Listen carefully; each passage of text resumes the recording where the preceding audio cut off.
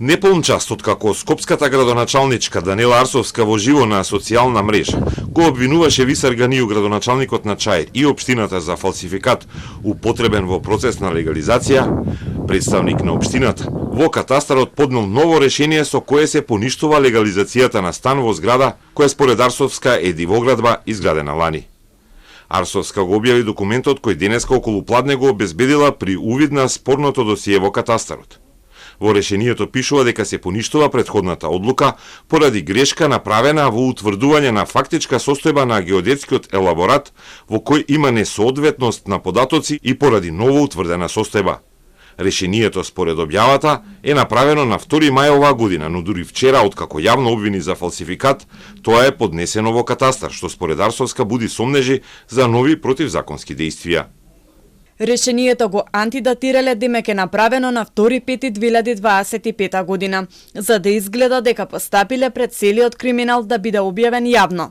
Ама не може да покријат дека вчера им е поднесен во катастар неколку часа по нашите пријави во МВР.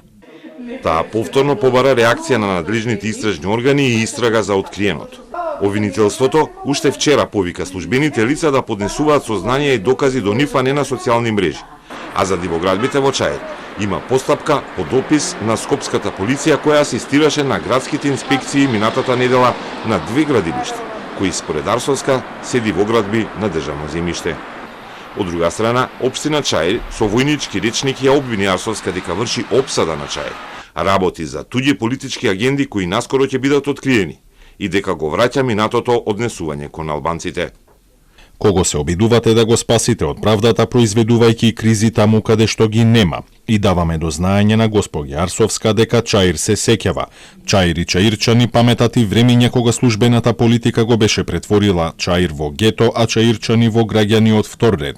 Сликите кои што ги приреди госпоѓа Арсовска како забава за масите, во меморијата на Чаир ги вратија настаните од крајот на 80-тите години, кога на албанците им се рушија куќите во Дижонска, додека политичарите албанци се криеа некаде низ сараите на политиката.